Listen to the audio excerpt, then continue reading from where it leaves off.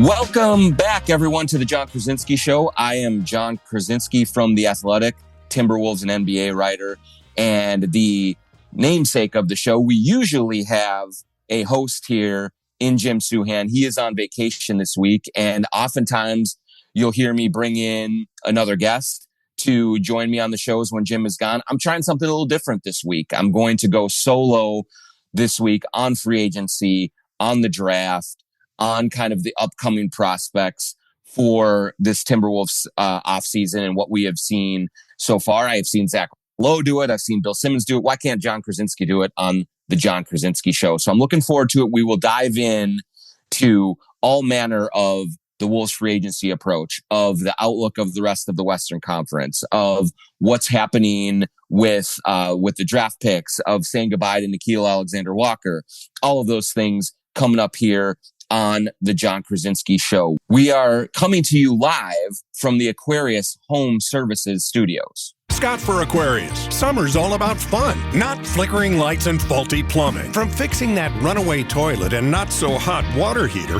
to installing generators for whole home backup power, Aquarius has your back. Right now, get $98 off any electrical or plumbing repair. Fast, friendly, and ready to rescue your summer from household chaos. Aquarius. Local, trusted, family-owned, and earning the right to be recommended. Schedule today at AquariusHomeservices.com.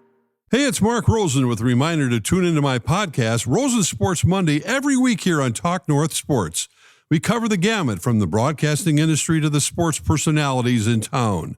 So don't miss it. Rosen Sports Monday here on Talk North Sports. And we are presented by Giggly Beverages. Okay, so let's get going here, guys, with a busy but not busy start to free agency for the Minnesota Timberwolves. And I know that a lot of you out there right now in Timberwolves land, you watch your team go to the Western Conference Finals last year, and then you have kind of seen everything sort of stuck in a little bit of mud. And you're looking at the Houston Rockets bringing in Kevin Durant, Dorian Finney-Smith, really loading up, and primed to kind of make some big splashes and go higher in the Western Conference. You're seeing the Denver Nuggets make some really good moves, bringing in Cam Johnson, Tim Hardaway Jr., Bruce Brown. They've really improved their roster, and it's been really fun, flashy, kind of headline-grabbing moves. Even the Mavericks getting Cooper Flagg. Several other teams in the West have made signings, trades, draft picks with San Antonio with Dylan Harper that should improve their rosters dramatically from what they were last season. And meanwhile, what have the Wolves done so far? Well, they've lost Nickeil Alexander-Walker. They've lost Luka Garza. They've lost Josh Minott. They've re-signed Joe Ingles. They have drafted Yohan Beringer. They've drafted Rocco Zikarsky. And that's about it. Now, they also spent $225 million on Naz Reid and Julius Randle. And so they're in much closer to run it back version of the roster than making any of the normally big splashes we're used to seeing Tim Connelly make. Hey, he'll go out and trade for Rudy Gobert. He'll trade Karl Anthony Towns. He'll go up and trade on draft night and get Rob Dillingham. He has been an executive that makes really big moves and grabs a lot of attention during the summer months. And it's been quiet so far in that way. So I understand Wolves fans looking around and saying, wait a minute, all these other teams are getting a lot better and we're kind of standing pat. And what I would say from the inside the team in terms of the logic that is going on with what with their approach to free agency, they have taken the tone of, first of all, with their salary cap situation, they just have not had the avenues available to them to go out and make splashes in free agency. They were in the second apron last season. They do not have that non-taxpayer mid-level exception to throw around 14 point some million dollars to go out and get a free agent. That is a big weapon for a lot of teams to go out and address free agent needs. And the Wolves just don't have that. That's not available to them. They were also very determined to fall below the second apron for next season.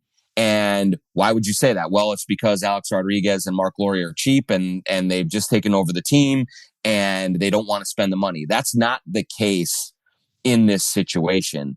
This is a new collective bargaining agreement that teams are just really starting to understand all of the machinations behind it, all of the penalties and all of the consequences intended and unintended behind this setup.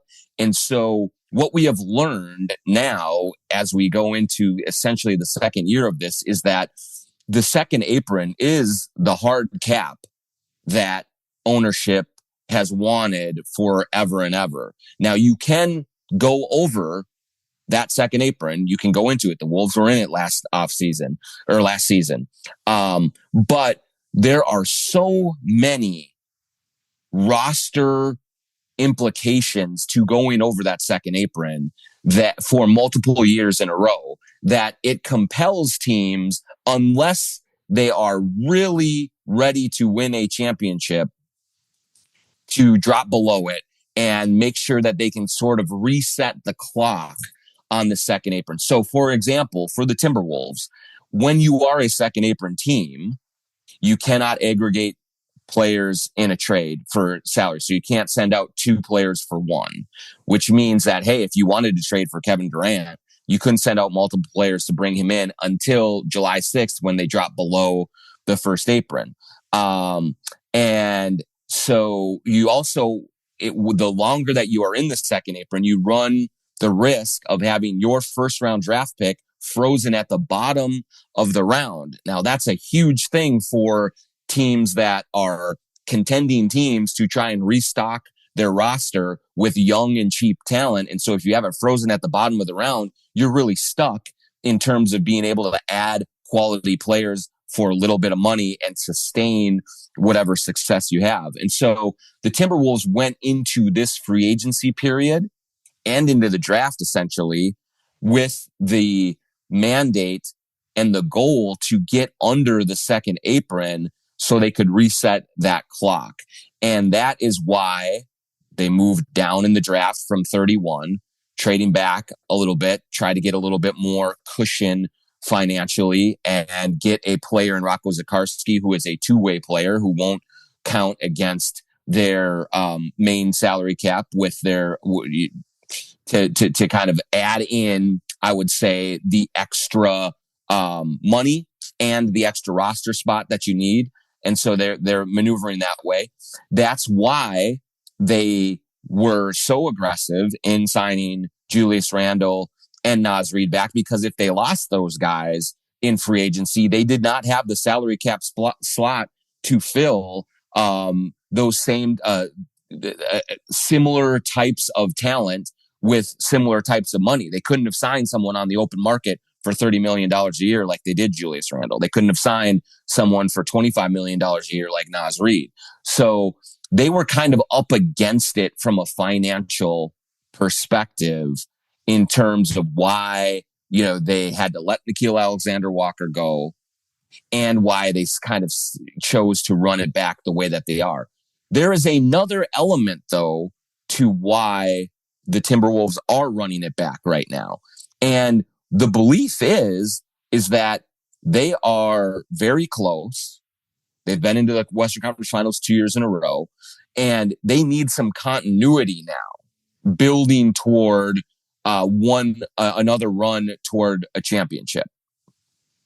And so what does that mean? Well, that means that we saw when there was continuity 2 years ago, after the major Rudy Gobert trade, they go into the first round, they lose to Denver. They kind of run it back for the most part in that second year. And what happens? They win 56 games. They go to the Western Conference Finals. They have one of the best defenses that's historically been in the league in the last 25 years. And so there is a belief internally with the Timberwolves right now that having another year and another summer where they don't have this seismic trade like a Rudy Gobert trade, like a Karl Anthony Towns trade, even like the Mike Conley, Nickeil Alexander-Walker, D'Angelo Russell trade. That was a big, big trade in the middle of a season, that there's a belief that if they can keep this group largely together, that there can be a chemistry, a cohesion that forms through that familiarity that will be very beneficial for them going into next season. We've talked about it on this show a lot before. Rudy Gobert is a very unique player to learn to play with. And so when you bring in two new guys right before training camp starts, and Julius Randle and Dante DiVincenzo, and you send out one of the players who was most comfortable playing with Rudy Gobert and Karl Anthony Towns, it takes more than a couple weeks, a couple of months for those guys to figure out the best ways to utilize Rudy Gobert. When can you trust him? When can you not trust him?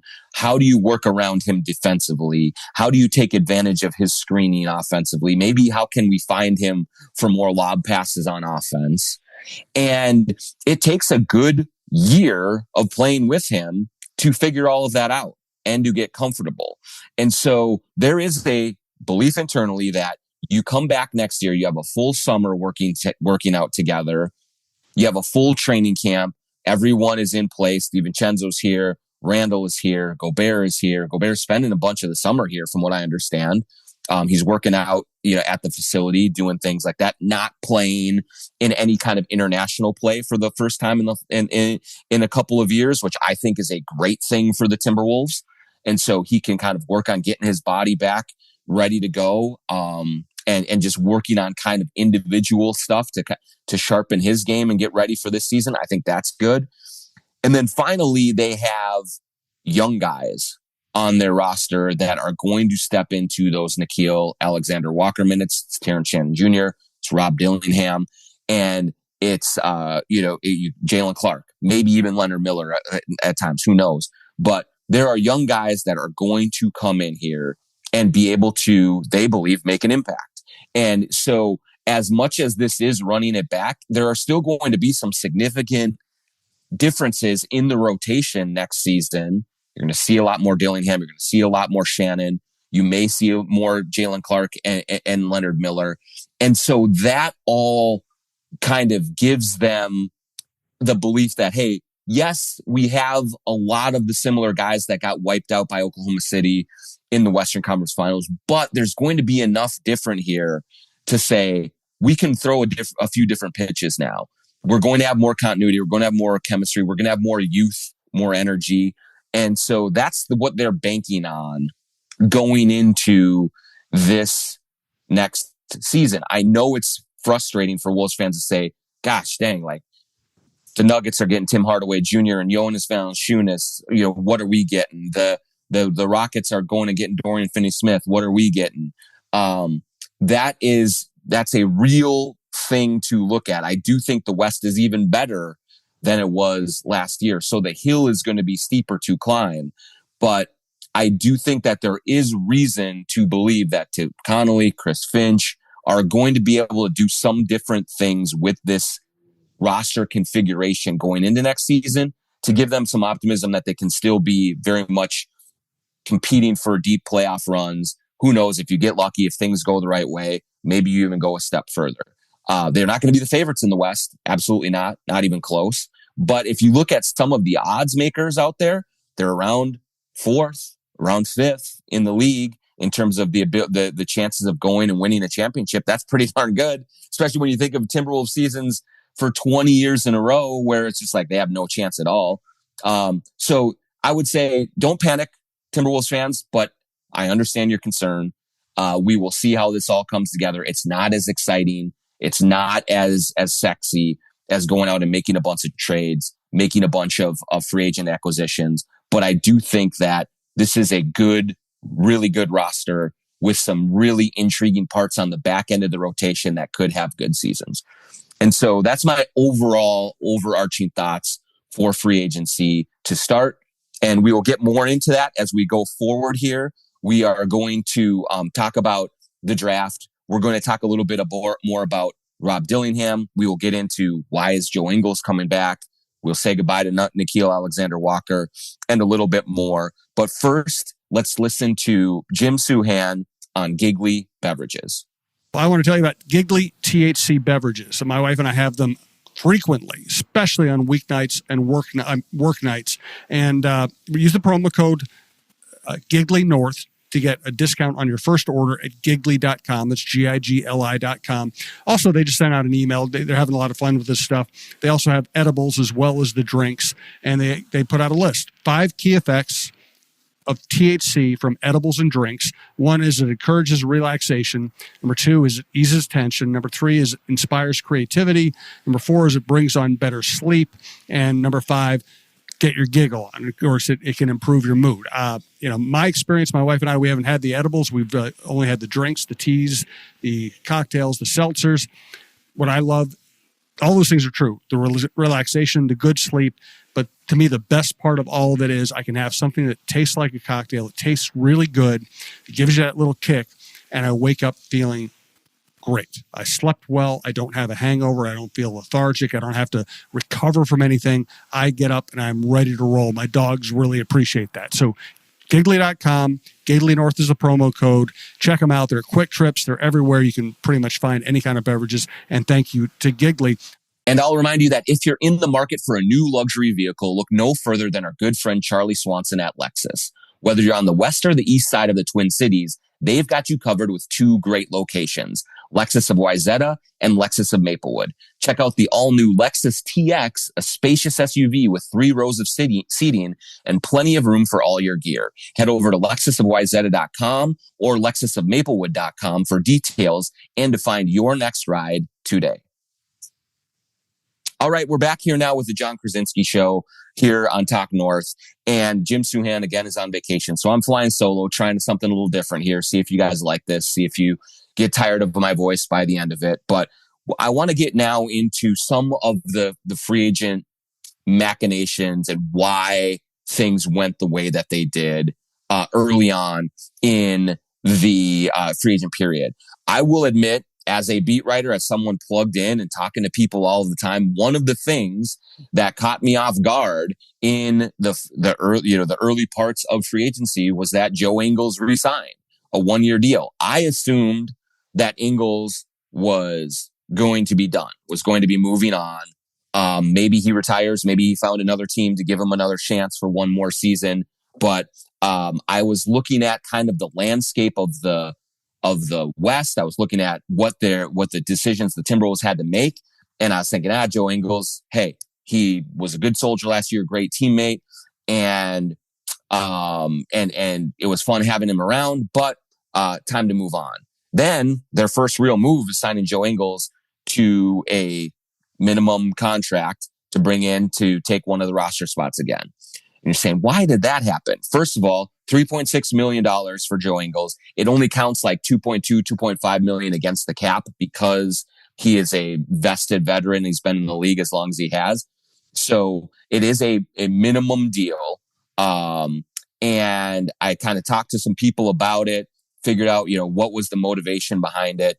And here's what it comes down to. This is basically a big time example of how Tim Connolly and Chris Finch like to have rosters constructed going into a long 82 game season plus the playoffs. One of the issues that the Wolves ran into last season was they essentially had too many young players on the roster at the back end of their roster that there was just no room for them to play. We can argue about should Chris Finch have played Shannon more? Should he have played Rob Dillingham more? I think there's reasonable arguments to be had there about that. But when you're talking about Josh Minott, when you're talking about Luka Garza, when you're talking about Leonard Miller, these are guys that have been in the system now for multiple years and just did not have a pathway toward consistent playing time on a team that was expecting to contend in the Western Conference.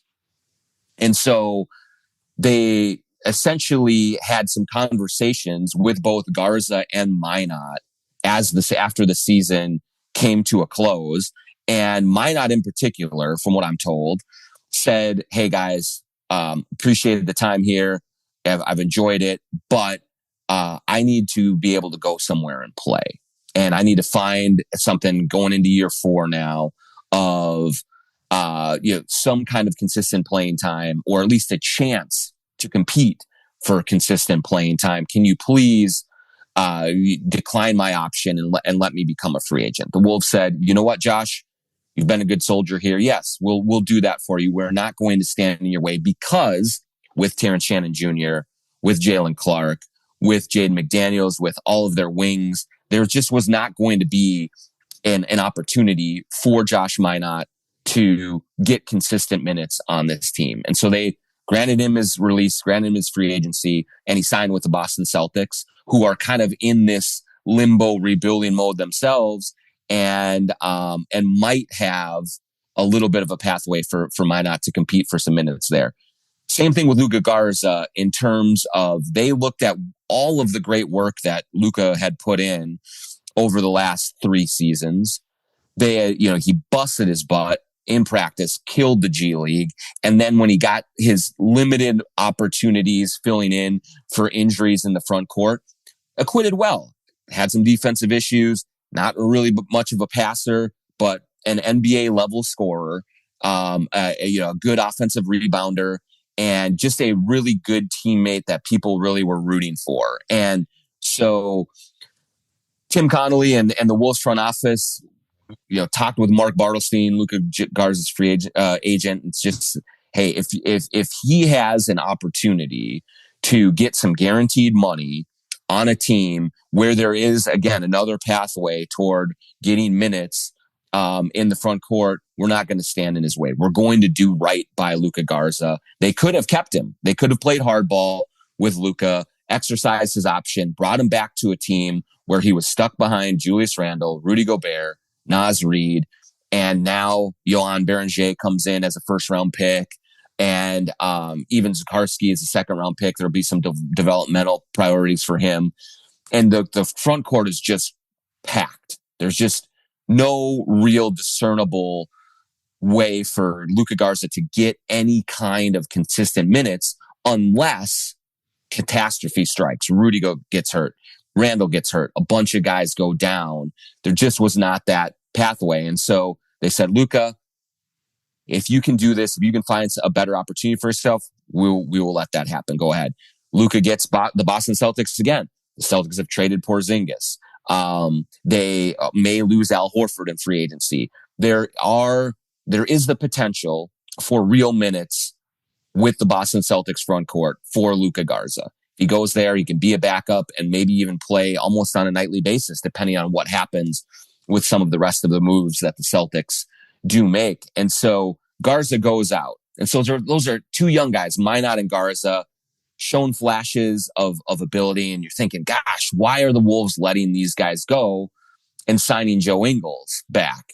Well, one of the reasons is that it is very realistic and probable that Josh Minott and Luka Garza back again for 4th seasons in Minnesota, stuck way at the back end of the rotation, would get a little grumbly, would get frustrated, would start to kind of not rock the boat, not be bad influences, but just would not bring the right type of energy that is needed at the back end of the roster there. And with Joe Ingles, he knows where he belongs at this stage of his career. He knows that he's going to be coming to training camp next year, not expecting big minutes, not expecting any minutes really at all, unless there's emergency.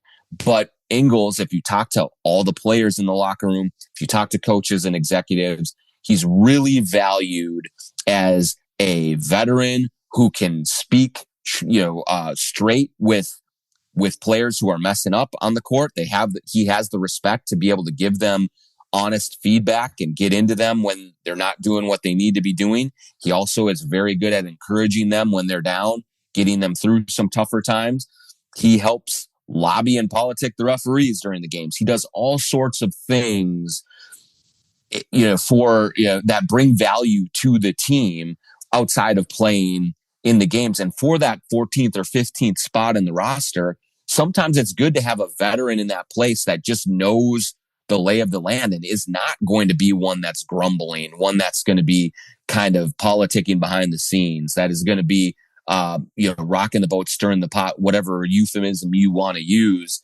Joe Ingles is going to come in here with the right perspective and can bring some value there in that spot. And so that's what Tim Connolly and Chris Finch thought about as they brought him back, is that we can put him in that spot and he can still be of value in practices, in the film room, in the locker room for us. And he's not going to raise a stink about not playing. And so it's uninspiring. It's not going to be something that gets everyone excited. And in a perfect world, in a vacuum, you have players in every spot on the roster, 1 through 15, especially 12 through 15, that either can be developed for the future or can help you immediately in case of emergency. And that's just not the reality of the situation for most rosters and most ways they are constructed. Most teams have some kind of little used veteran on the back end there that just is a good soldier and is good for the vibes, is good for the chemistry of the team. It's team building 101. And Tim Connolly is a big, big believer in those types of vibes, in that type of approach with the roster. That's just what he's always thought about. He's always thought that was important. And so in those ways now, listening to people talk about it, figuring out, looking at the dynamics, it doesn't shock me that Joe Ingles is back. I should have actually thought about that more, but leading into the free agency. So I'm a little disappointed with myself, actually, that I'm that surprised. But this is sports. This is what happens. And the great thing about it is you expect the unexpected, and that was an unexpected thing. But Josh Minot and Luka Garza, goodbye. I think they actually might play in Boston. I think they could help for sure. Garza in the front court. We'll see about Minot. But the Celtics have liked Garza for a long time. I've been told a couple of different times they approached the Wolves over the last couple of years trying to make a trade for Garza, seeing if he was available. Wolves had said no at those times. Now Garza gets to go to a team that does value him, and we'll see what he can do. And I think he's going to have nights where he might score 18 points in 14 minutes, and it's going to be fun. And then there are going to be other nights that he might struggle, but a super good guy, put in all of the work, earned everything that he's getting here. And so I'm happy for Luka Garza. And so, okay, now we'll take a break here at the Jon Krawczynski Show. And we'll come back. When we come back, we'll talk a little bit of Nickeil Alexander-Walker and Rob Dillingham, and a little bit more of what the Timberwolves have in store for this summer. But first, we're going to hear from Jim on TSR injury law. I want to tell you about TSR Injury Law. You know all about them by now, but you probably don't know them the way we know them. We've gotten to know Steve and some of his partners. We've gotten to know Steve pretty well. We've hung out with him. He's always come over to talk to John during games. He and his partners are fixtures at the games. They love the Timberwolves. They love the local sports scene, and they're good people. And if you're ever injured, they're the people you want helping you. 612 TSR Time. 612 TSR Time. It's a Minnesota company. It's not a company pretending to be a Minnesota company. It's a Minnesota company that started here. They grew here. Now they're a big deal here, and they help a lot of people. They won't charge you unless you win your case, and they win a lot of cases. So just remember, if you ever need their kind of help, 612 TSR Time. 612 TSR Time. Next up, I'll tell you about Princeton's Liquors. They've been a part of the Jon Krawczynski Show and Talk North now for several years, and they are a community-run liquor store in Maple Grove. They've been around forever and ever. And we at Talk North, we really like partnering with community companies. Bill Princeton has been a part of the basketball community forever and ever. He was an intern with the Timberwolves and Lynx back in the day. And so he knows what you guys are going through, Wolves fans. He's been there. And if you need a little something to take the edge off during free agency, you're a little bit nervous about seeing Houston load up, seeing Denver load up, and seeing Minnesota kind of stay in their place, go to Princeton's Liquors in Maple Grove. They have wonderful bourbon selection, wonderful craft beer selection, but anything you could want, wine, spirits, liquors, whatever you want, it's at Princeton's Liquors in Maple Grove. They will take care of you. They have great selections, high-end, expensive, exotic stuff. They also have stuff that's very affordable, very familiar with everyone around town. So go to Princeton's Liquors in Maple Grove. Tell them the Jon Krawczynski Show sent you. They will not let you down. They will have anything that you need to navigate 4th of July parties, to navigate your nervousness with Wolves free agency and all of the above. Princeton's Liquors in Maple Grove. And now we'll hear from Royal Credit Union. Soak up sun, sand, and smart saving with a certificate at Royal Credit Union. Royal's 4.40% annual percentage yield 12-month certificate has guaranteed returns at maturity and no minimum opening balance for fast and easy opening. Open now at any Royal office or online at rcu.org/savesmart. Early withdrawal penalties could reduce earnings and principal. APY accurate as of 5/27/25. Insured by NCUA. All right, back here again with the Jon Krawczynski Show, flying solo, no Jim Suhan, he's on vacation, and we're just kind of running through this Timberwolves summer so far, and now we get to the sad part of the show. It's one thing to say goodbye to Luka Garza and Josh Minot, two good guys, worked very hard, talented, didn't get a whole lot of opportunity to play here. It is another thing to say goodbye to Nickeil Alexander-Walker, and he gets a sign and trade to go to Atlanta, 4 years, $62 million to have a real prominent spot on an Atlanta Hawks team that's doing a ton of exciting things in free agency, that is going to enter the Eastern Conference, the wide open Eastern Conference, with a chance to compete there next year. So that all worked out very well for Nickeil. And there are very few players that I've come across that I'm happier to see get the bag than Nickeil Alexander-Walker. And I just still remember I was in Memphis the day after they traded for Nickeil and Mike. And Conley, of course, was the headliner. He comes in, he's the new point guard, D'Angelo Russell out, Mike Conley in, worked with Rudy Gobert, is going to kind of really kind of change the chemistry of that locker room and to take this team forward. And he's done every bit of that. Mike Conley's been amazing. And then there was this guy who was kind of a throw into the trade that we spoke to in the locker room in Memphis. And I'll never forget it. He's sitting at his locker. He has a book that he's reading. And we come up and we're talking to him about being here, and we're interviewing him about being a part of this team and where he's at. And I asked him a question to start, and he's sitting there and there's a long pause. And I'm just thinking, did I touch a nerve? Did I say something that he didn't like? Is there going to be kind of some kind of snap here or something like that? And it was totally the opposite. Instead, he really thought about it, and he unspooled a very thoughtful, very introspective answer about what he was thinking about coming to Minnesota, about what his career had been like to this point, about trying to find some stability, and about really knowing that he had to really kind of bear down and take responsibility and accountability for making a name for himself in this league, because he had already been traded a couple of times. And there was a sense that he was kind of hanging on to the league by his fingernails at that point. And it just really struck me at how open and honest Nickeil Alexander-Walker was in that answer. And that was the way it was then going forward. Every time we had an interaction with Nickeil Alexander-Walker, just incredibly in touch with his feelings and in touch with the universe around him type of a dude. And it was so refreshing to listen to him talk, to listen to him really not only, he was a former first round pick. He could have been bitter about how things had gone. He hadn't gotten a great shake in New Orleans and Utah.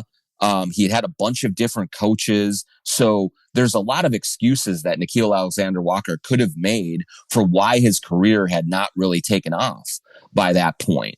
But instead, all he did was work harder and look inward at what he could do differently to make a role for himself. And lo and behold, he just started to really kind of put his hooks into the Timberwolves and become a critical part of everything that they had built over the last 2 years. He really embraces a role as a perimeter defender. I mean, who's ever going to forget, that game 2 in Denver when they are absolutely tearing Jamal Murray apart limb from limb, and he's throwing tantrums and throwing water bottles onto the court and all of those things. And meanwhile, there's the shot of Nickeil smiling as he's lining Murray up defensively. And that's going to be an enduring image to me of Nickeil Alexander-Walker.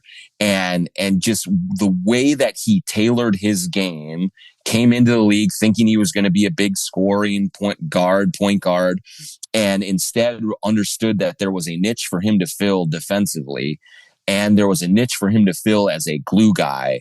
And he just embraced that role to the fullest. So unselfish, so accountable and motivating. And you could tell that he had so many fans within that locker room, within that organization, for how he went about his business. He was always, every player will tell you, I'm the first one in to the gym for practice, I'm the last one out. Nickeil Alexander-Walker was that guy.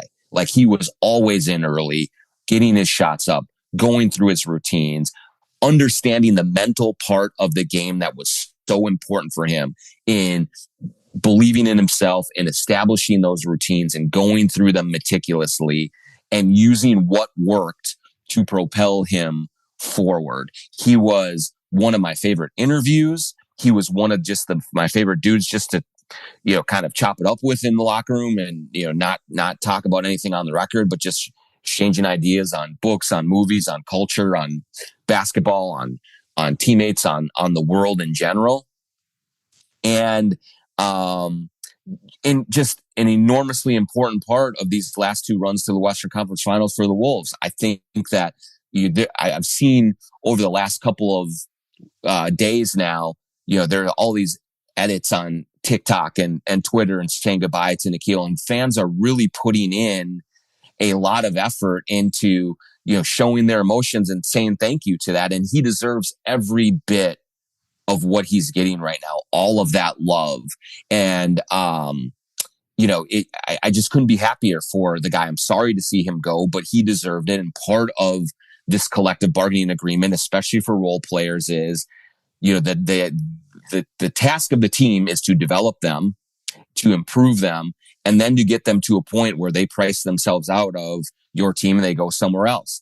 And that's exactly what happened with Nickeil Alexander-Walker. And I'll close with kind of one of my favorite little interactions with Nickeil.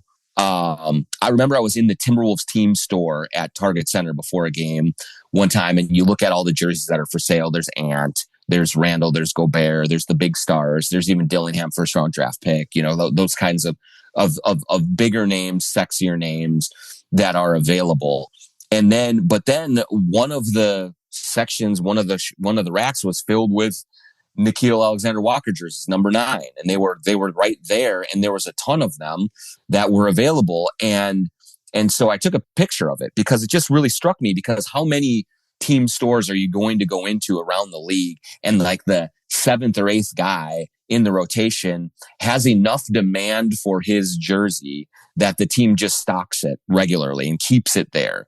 And that's what it told me, was that there were enough fans that requested Nickeil Alexander-Walker number 9 jerseys from the Timberwolves team store that they said, look, we're not going to just do these individually anymore. We're going to print up a bunch of them, and so that they are there to be sold. So a fan is going to walk in and say, I want a Nickeil Alexander-Walker jersey. Yep, it's right over here. So I took that picture, and there was one point in the season where he was just scuffling a little bit. It was no big deal. Every player goes through it, but you could just tell some of the shots weren't falling and he was a little bit down. And I went up to him and I pulled out my phone and I showed him that picture, and I said, hey, I was in the team store and I saw this. And I just said, Nickeil, do you know what that means? How many 7th or 8th guys on the roster have dozens of their jerseys waiting to be bought in the locker, in the team store? That tells you what the fans think about you. That tells you what your place is on this roster. And he just had such a huge smile on his face and such an appreciation for the love that Wolves fans had shown him and had embraced him with, that it was just a really good bond that he built and earned here with this, with this team, with this community. And so I cannot wait for next season when the Atlanta Hawks come to town and when they put the Nickeil Alexander-Walker tribute video up. He's going to get a standing ovation. He deserves that. He's going to feel that love, and it's going to really soak in with him. He is going to appreciate that. So Wolves fans, just know that as much love as you have for Nickeil Alexander-Walker, that love is reciprocated. He really did appreciate his time here. He loved the reception that he got from you all, and it just really made a big difference in his life and in his career. Like, he saved his career by coming here, and now he's a guy making more than $14 million a year, and he's set up for the rest of his life. So just one of the best development stories in Timberwolves history is Nickeil Alexander-Walker, and just really happy for him. So we are going to go to our final break, and then I will come back with a few closing thoughts here at the Jon Krawczynski Show. And I'm going to tell you right now about Lamb Chops clothing. Go to sglambchops.com for all of the best casual wear: sweaters, sweatshirts, hoodies, t-shirts, shorts, hats. Everything that you could want is at sglambchops.com. It's Lamb Chops clothing. I put in the promo code JONK20 for 20% off anything that you can get at Lamb Chops. I am going to be at the lake for the 4th of July, and I'm going to be wearing their shorts all the time. They are my favorite shorts that I have. These Lamb Chop shorts are super comfortable, super durable. They are ultra high quality, so that you know what you buy with Lamb Chops is going to last forever and ever, but it's also going to be stylish and withstand the test of time. You can wear it out in the North Loop on a Friday night and feel good about it. You can wear them hanging around your home, watching games, and be ultra comfortable with it.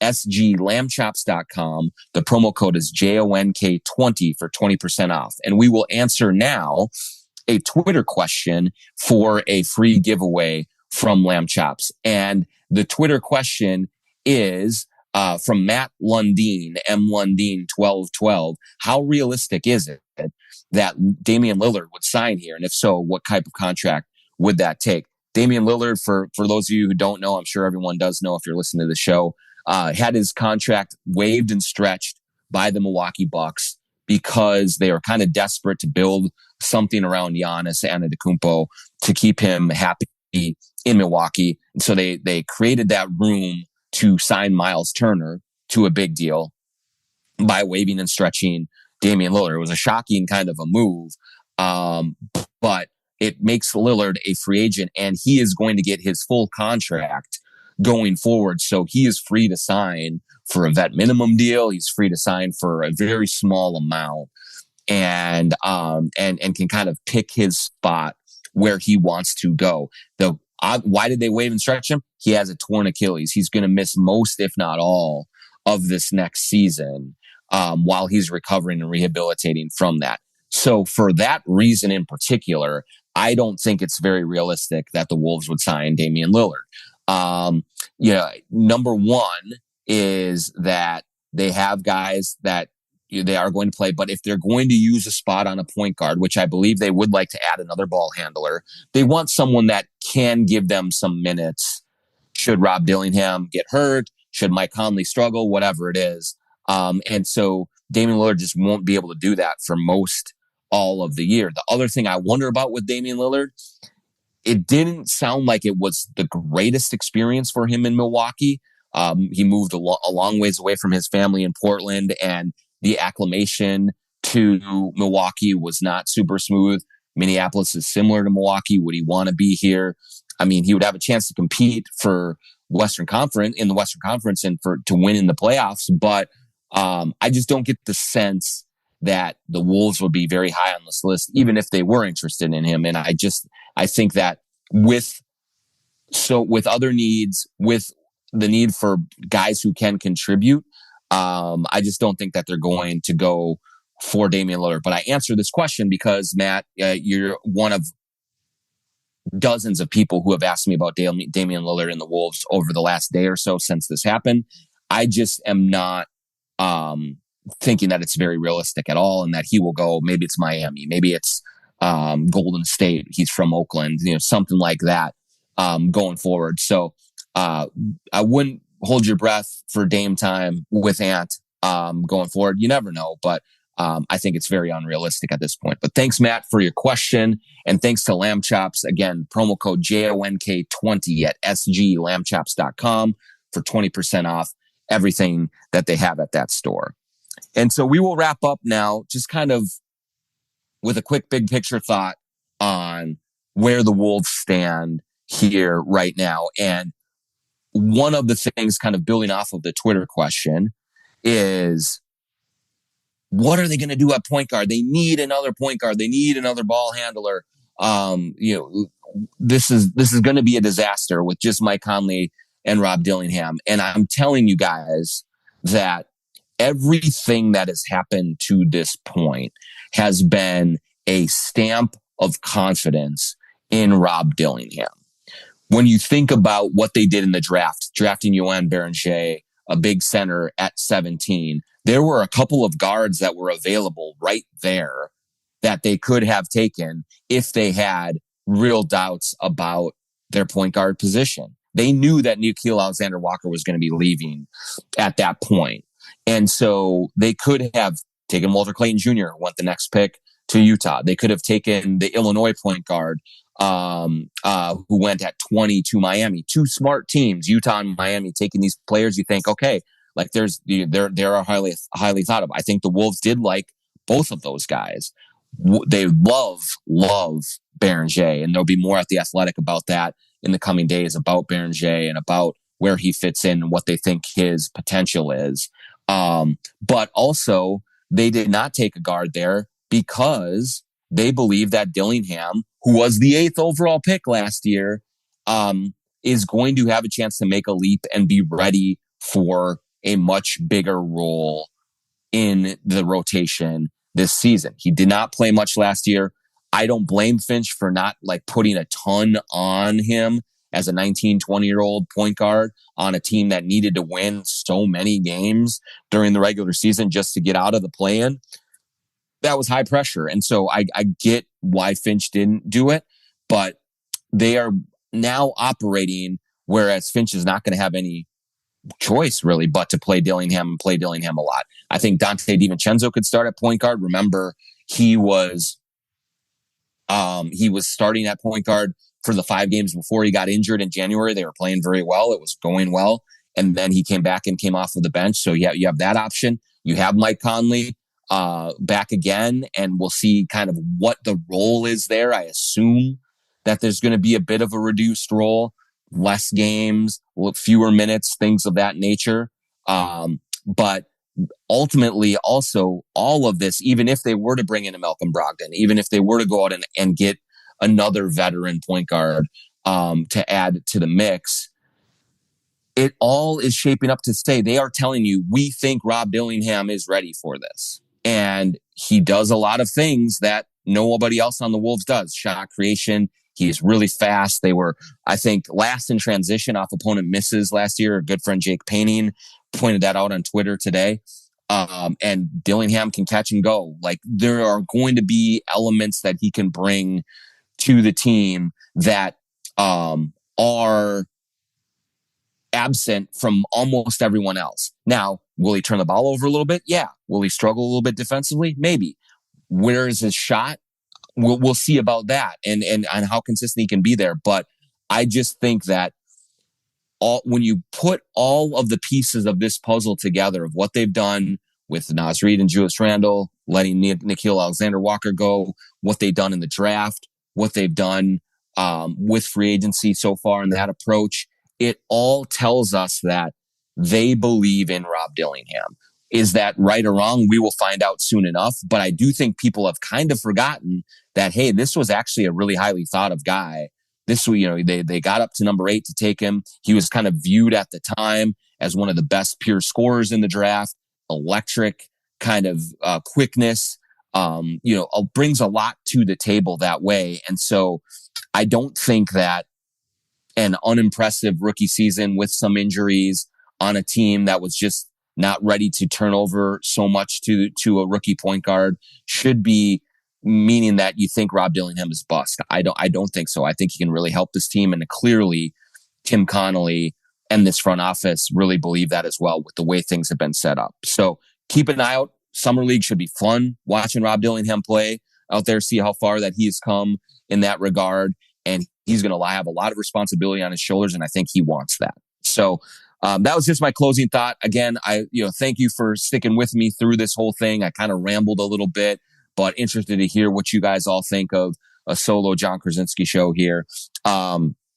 Thanks to Aquarius Home Services, to Giggly Beverages, to Lexus of Wayzata and Maplewood, to TSR Injury Law, Princeton's Liquors, Royal Credit Union, and of course to Lamb Chops for supporting the show. Thanks to you all for listening to the show and staying with me. Have a great 4th of July holiday weekend. We will talk to you at some point, probably from Summer League in Las Vegas. I'm Jon Krawczynski from The Athletic. This has been the Jon Krawczynski Show on Talk North from the Aquarius Home Services studios.